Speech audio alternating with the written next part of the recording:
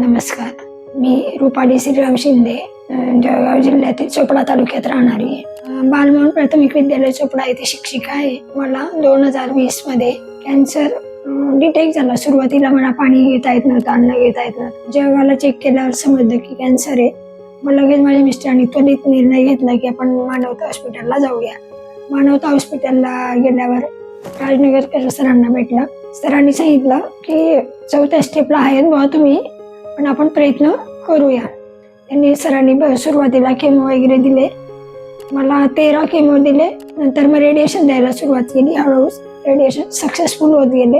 एकदम छान रिस्पॉन्स आला. सर म्हटले व्हेरी गुड, एकदम छान रिस्पॉन्स येतोय. सर म्हणायचे तुमची जगण्याची जिद्द खूपच आहे बुवा, पण आता आपण हळूहळू प्रयत्न करू. रेडिएशन सक्सेस होत गेले. मग मी हळूहळू पाणी पित गेली, जेवण करत गेली.